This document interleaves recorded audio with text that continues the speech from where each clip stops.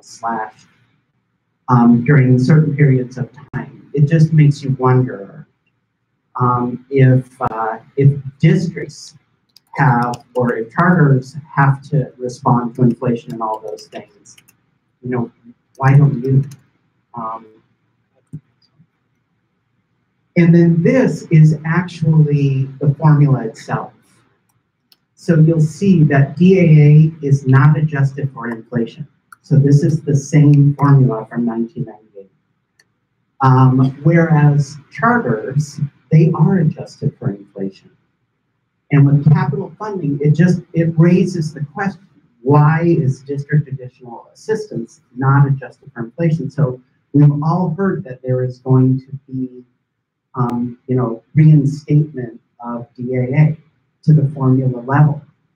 But just know that that formula level is a flat line. And it does nothing for the cumulative cuts that have come up till now. Cumulative cuts, over $2.6 billion to DAA. That is in addition to the cut for the building renewal. And at present, there is no plan to index it to inflation.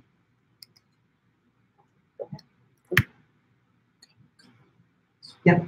So I'll skip over this part. I mean, the next part of the case is experts. So we have experts to explain what has happened to Arizona school funding, why it matters, our ability to educate children. And, the state also has experts. And, at present, the idea is that nothing's wrong. And if anything is wrong, it's the district's fault for not being wise and efficient. And if those two don't work, that money doesn't really matter. That money is not important for the ability to educate children. So right now, the plan is that Discovery will wrap up essentially by the end of this year. And at the beginning of next year, we will be back in court. And both sides will be asking the judge to rule based on the information that we've got so far. And then I just wanted to say thank you. Many of you in this room were hit with subpoenas and had to come up with a bunch of documents. Many of you have testified or called me or spoken with me about the needs in your district and what you're experiencing. And I know it's a pain. The ASA has been a great client for this case. We represent the ASA, the AEA, and ASBA. Whenever you have labor and management together, you can tell there's probably a big problem that needs addressing. So that's one. And then I just wanted to tell you, if any of you want to contact me, if there's a part of the story that you want to share that you think maybe we don't know yet, please do. We do not charge for our services. You can call if it's something we've already got handled. I can tell you about that. I got a call a couple days ago from a district out in on one of the reservations. I'm going to be going out there in the next month or so to visit it. So please feel free to call and email any questions, comments, what your experience. One question. Just repeat the question. Yes.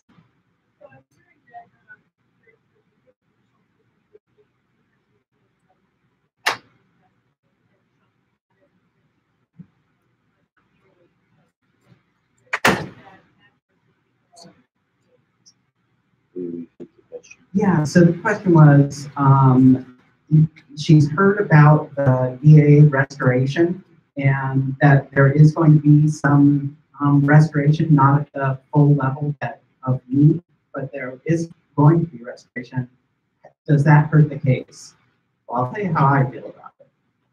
I mean, when you're starving Any addition is helpful, and I am grateful for it, and I think it's a positive step. I've always thought it was a positive step. You know, our job is just to explain it's not, this doesn't cover it. But yeah, it's a good first step.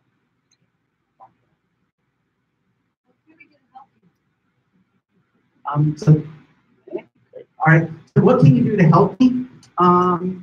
You know, I guess we like, it's hard in discovery. It's been a couple of years, and a lot of this is just behind the scenes plotting through. If you've got a story, so, you know, one of the stories, there was a sinkhole in the middle of the school. It took 3 years to get fixed. Those things matter. You've got buses that you can't get repaired. Your textbooks are from 1990. You can't do the testing that's required by the state because of your technology. Anything like that, let us know. And then just pay attention to it. But I think that's about it right now. Thank you. All right. Thank you. Thanks, Andy. We truly appreciate all you're doing. Making the difference. And just opened the floodgates when you asked us for our stories, because I'm sure everybody's starting to think, like, I just thought of 3 or 4 specifics. So do share them with Danny, though. Could help his case. So thank you, Danny. We'll turn it over to our fearless leader, Dr. Mark Jornstedt, for some quick announcements. Couple upcoming events. Aspiring Superintendents Conference. If you want to help spend the money your district doesn't have, aspiring superintendents. November 8th, and that's at the ASA office. December 9th, the middle level drive-in conference. December 9th, middle level drive-in conference. January 13th is our next division meeting right here. Aspiring Principals Drive-In Conference, sponsored by the Elementary Division, January 24th. And March 31st, that's a long way, save the date, Women in Leadership Conference. Carolyn Warner's Women in Leadership, 2nd Annual Conference is March 31st. Those are some dates. Okay, the division meetings, superintendents are right in here. You can see there. Middle level and elementary are going to share room 323. Good luck with that. Secondary 347, higher at 346. Ed services 344. And we have to share that because we share this building free of charge with the Mesa Unified School District, and we thank them for providing this facility for us. Okay, so let's do 5 minutes of transition to our division meetings. Thank you.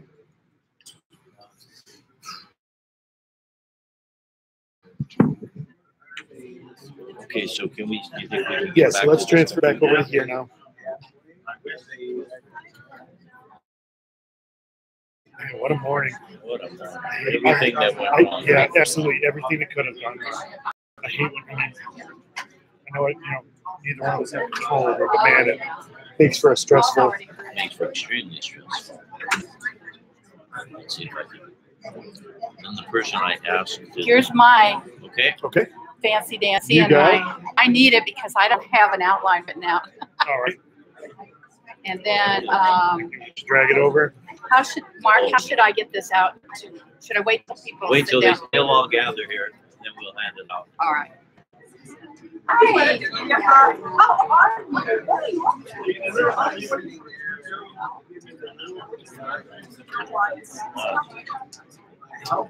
Come on.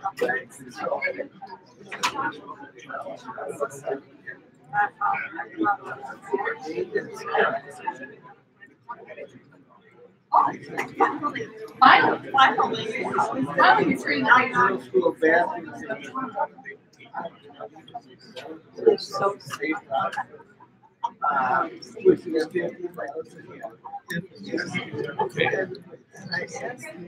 I mean, I said to Michelle,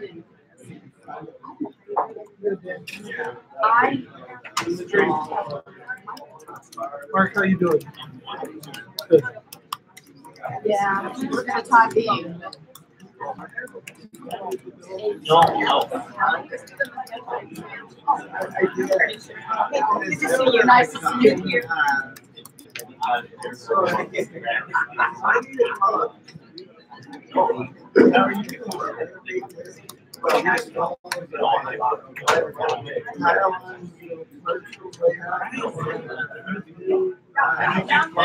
Is this a click or do we have So I think they were just a mouse click here. I don't have a clicker. I Let can me ask. see. Thank you. Just clear. Oh, that way. Yeah, Okay. actually.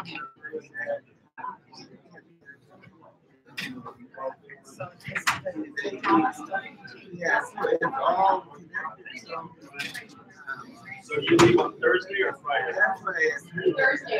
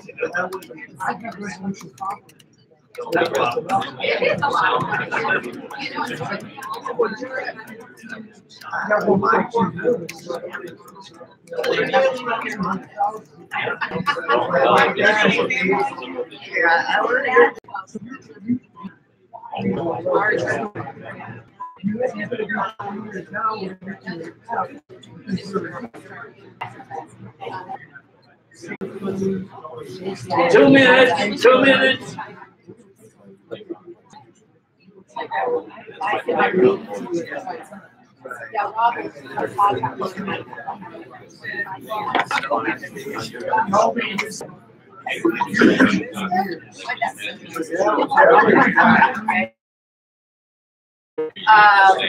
I have a microphone. Click.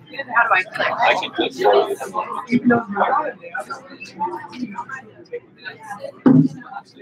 I know this is a smaller group, but let's still use the microphone because I don't know if part of the issue maybe is Yeah, that no, microphone.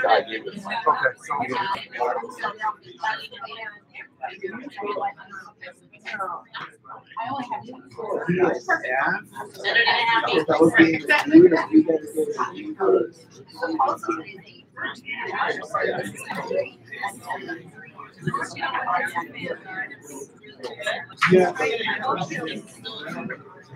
Yeah. We received legislation saying that show goes. Trying to so even though we're a team,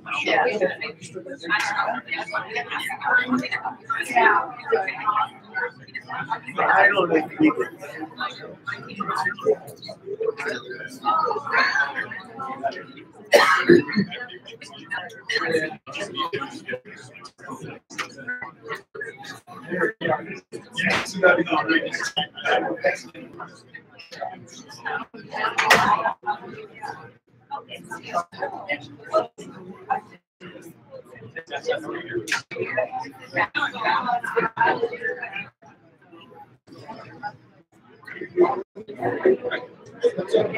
He has, I gave him, yeah.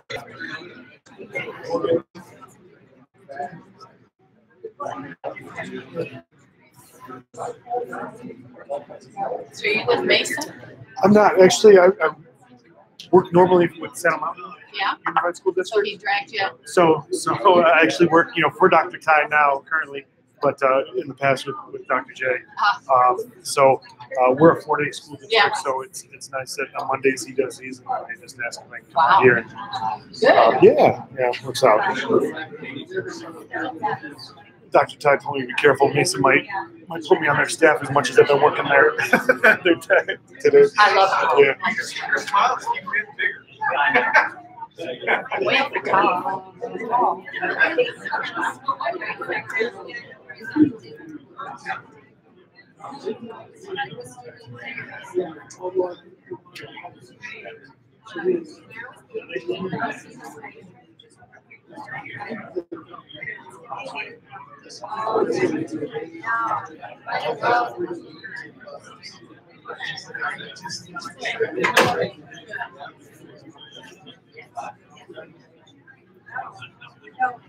Hurt the cats.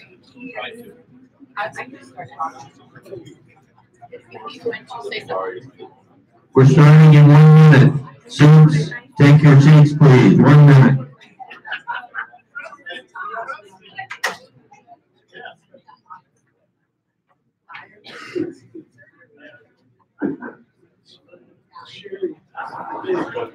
He didn't make the show coming down here, did he?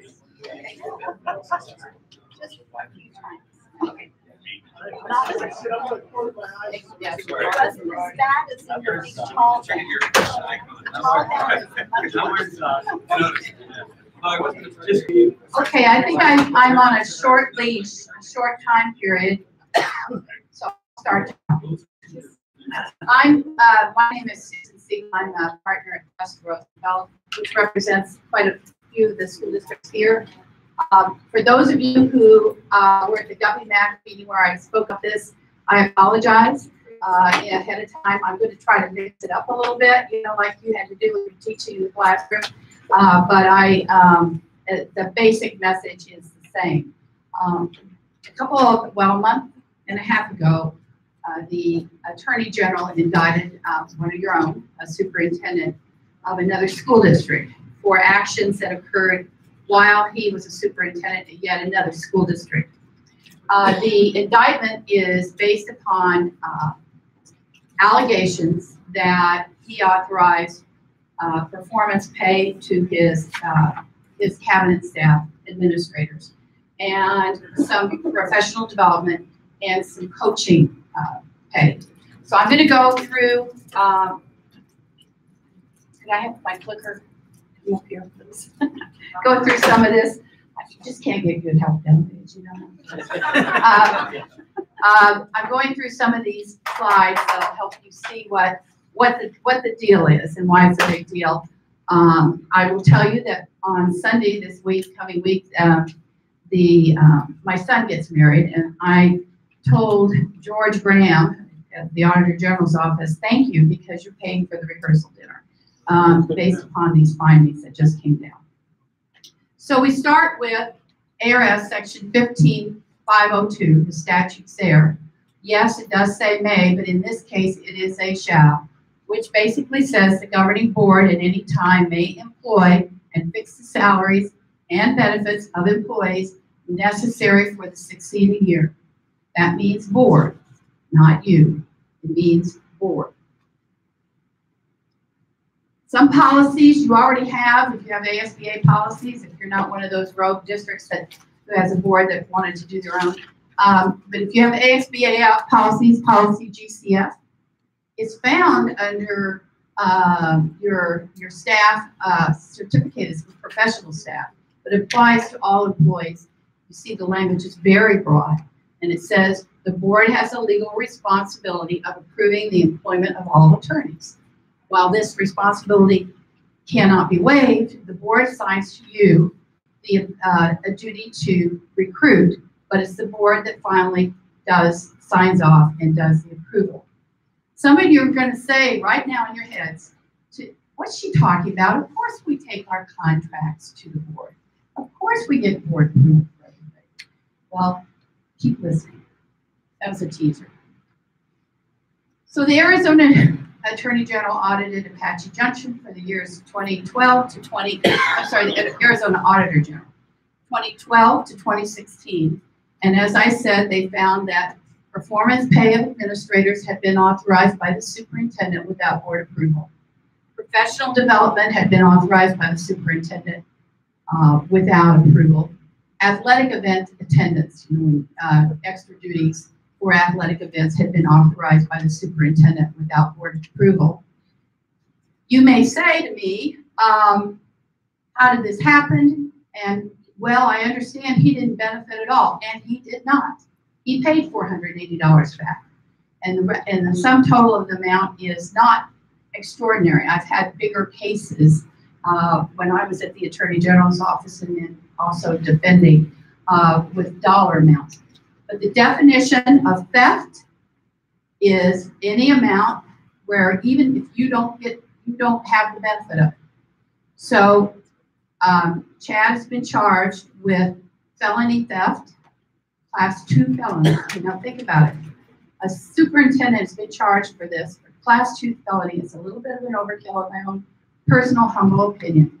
But nonetheless, he's had to hire his own attorney. Trust doesn't pay for that. His own attorney to represent him in this criminal proceeding. And criminal defense attorneys do not come cheap. He's also been charged with a class 4 felony for misuse of public funds.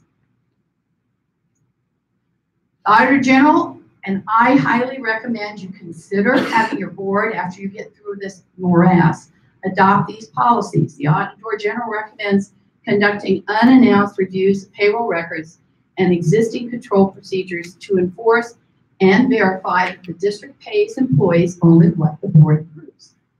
Secondly, modify your documents supporting employee compensation, such as schedules of employee salaries and benefits in personnel action request forms to include the board meeting approval date. Now, some of you were at the Guppy Mac presentation, and some of you have consulted with my partners, Rob Hawes and Jennifer McLennan, and you have had your board retroactively approved up to 7 years of past payments.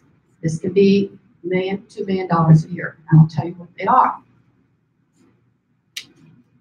So we've already talked about the indictment and what he was charged with. We'll go on to the next one. Okay, these are implications and areas for concern, and I'll click them off. And as I click them off, you know, you may say, well, we're an elementary district, we don't have this, we don't do this, we don't pay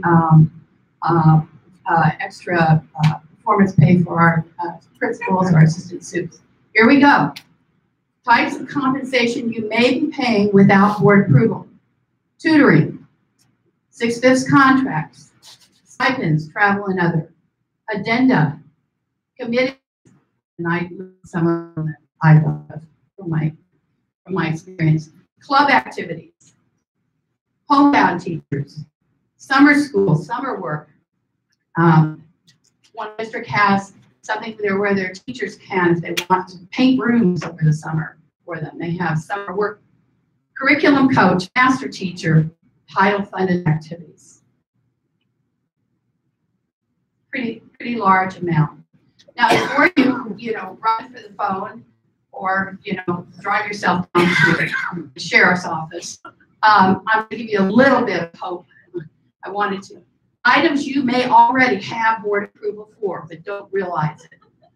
For example, stipends pursuant to board approved policy where the pay amount is established. For example, doctoral stipends. What I found is there's coaching positions and there's coaching positions. And some coaching positions are not pursuant to a schedule. So if you have a schedule that the board has already approved, or a doctoral stipend, if everybody has, if everybody who has a doctorate gets $1,000 a year, and the board's already approved that, that's your approval. But if you have a coaching stipends that are all over the map, I don't know how. Sometimes those things go haywire. I know how it can happen. Then you are going to have to either get it all in line and get it approved, or approve each one as you go along. Mileage and travel pursuant to a board approved